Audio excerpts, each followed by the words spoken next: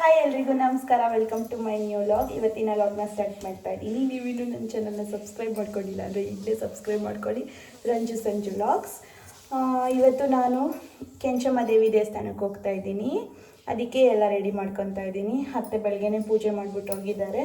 ನಾವಿವಾಗ ಸ್ನಾನ ಮಾಡಿ ರೆಡಿಯಾಗಿ ನಾನು ಒಂದ್ಸಲ ಪೂಜೆ ಮಾಡಿದೆ. ಇವಾಗ ಸಂಜುವಿನ ಸ್ನಾನ ಮಾಡ್ತಾ ಇದ್ದಾನೆ, ಅದಕ್ಕೆ ರೆಡಿ ಮಾಡ್ಕೊತಾ ಇದ್ದೀನಿ. ಇದು ಮೊಸರನ್ನ. ಎಷ್ಟೊಂದು ದಿವಸದಿಂದ ನಮ್ಮ ಅತ್ತೆ ಹೇಳ್ತಾನೆ ಇದ್ರು ಹೋಗ್ಬಿಟ್ಟು ಬನ್ನಿ ಅಂತ. ಹೋಗೇ ಇರಲಿಲ್ಲ. ಇವತ್ತು ಕಾಲ ಕೂಡ ಬಂದಿದೆ, ಹೋಗಬೇಕು. ಹಂಗೆ ಅಲ್ಲಿ ಏನೇನಾಗುತ್ತೆ ಅಂತ ನಾನು ವ್ಲಾಗ್ನಲ್ಲಿ ತೋರಿಸ್ತೀನಿ. ಅಲ್ಲಿ ಯಾವ್ಯಾವ ದೇವರಿದ್ದಾವೆ ಮತ್ತು ಯಾವ ಥರ ಇರುತ್ತೆ ಇವತ್ತಿಂದು ಅಂತ.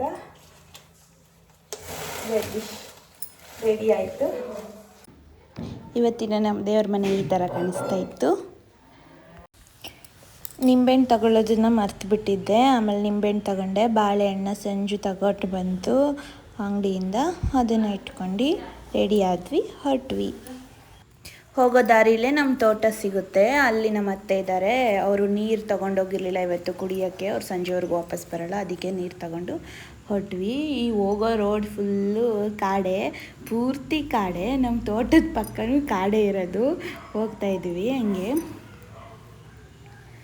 ಇದು ದೇವಸ್ಥಾನ. ಹೋಗಿ ಇಬ್ಬರು ಚಪ್ಪಲಿ ಬಿಟ್ಬಿಟ್ಟು ಕಾಲು ತೊಳ್ಕೊಂಡ್ವಿ.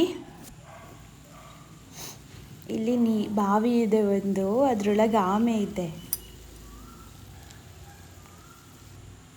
ಇದು ತುಂಬ ಹಳೆ ದೇವಸ್ಥಾನ. ಇದನ್ನು ಹೊಸದಾಗಿ ಇನ್ನೊಂದು ಕಟ್ತಾ ಇದ್ದಾರೆ ಆ ಕಡೆ. ಇದು ಕೆಂಚಮ್ಮ ದೇವಿ, ತುಂಬ ಚೆನ್ನಾಗಿದೆ. ಮತ್ತು ಇಬ್ಬರು ಹಣ್ಕಾಯಿನ ಪುಟ್ಟಿಗೆ ಇಟ್ಬಿಟ್ಟು ಕೊಟ್ವಿ. ಇದು ಮಾತಂಗಮ್ಮ. ಆ ದೇವಸ್ಥಾನದ ಎದುರುಗಡೆನೇ ಇದೆಯಲ್ಲ ಅದು.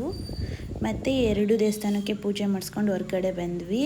ಇವಾಗ ನಾವು ಹೋಗ್ಬೇಕಾಗಿರೋದು ಶಿವನ ದೇವಸ್ಥಾನಕ್ಕೆ. ಇಲ್ಲಿ ಕಟ್ಟಡ ಮಾಡ್ತಾ ಇದ್ದಾರೆ.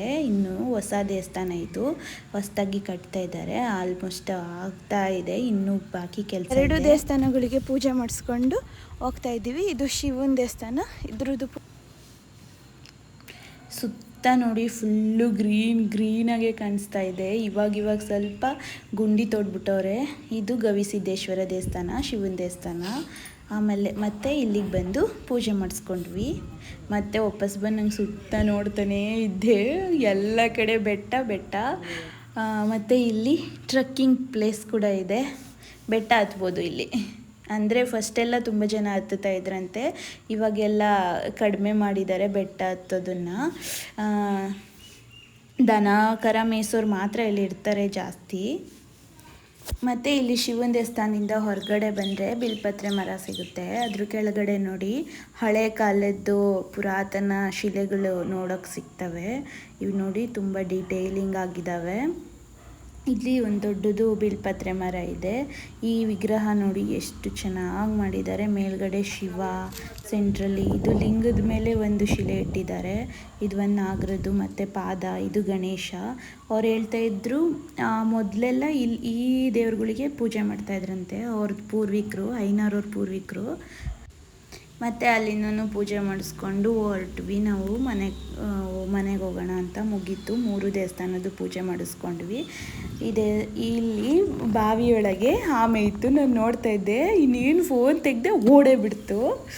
ಮತ್ತು ಈ ಜಾಗ ನೋಡ್ತಾ ಇದ್ದೀರಲ್ವ, ಇಲ್ಲಿ 101 ಎಡೆ ಅಂತ ವರ್ಷಕ್ಕೊಂದ್ಸಲ ಒಂದು ಕಾರ್ಯಕ್ರಮ ಮಾಡ್ತಾರೆ. ಆವಾಗ ದೇವ್ರುಗಳು ಬೇರೆ ಊರಿಂದ ಎಷ್ಟೊಂದು ದೇವ್ರುಗಳು ಬರ್ತವೆ, ಅವನ್ನ ಇಲ್ಲಿ ಕೂರಿಸಿ ಪೂಜೆ ಮಾಡ್ತಾರೆ, ಶಾಮಿಯಾನ ಎಲ್ಲ ಹಾಕಿ.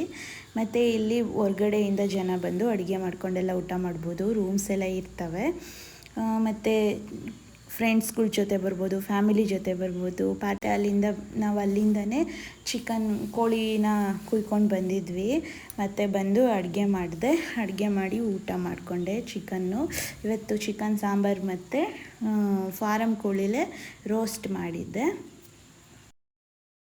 ಇವತ್ತು ಅಡುಗೆ ಮಾಡಿದ್ದು ಲೇಟ್ ಆಯಿತು. ಅಲ್ಲಿಂದ ಬಂದು ಎಲ್ಲ ಊಟ ಲೇಟ್ ಆಯಿತು. ತುಂಬ ಹೊಟ್ಟೆ ಹಸಿತಾ ಇತ್ತು. ಬಂದ ತಕ್ಷಣ ಅಡುಗೆ ಆಗಿದ ತಕ್ಷಣ ಊಟ ಮಾಡಿಕೊಂಡೆ. ಆಮೇಲೆ ಗಿಡಗಳನ್ನ ನೋಡ್ತಾ ಇದ್ದೆ.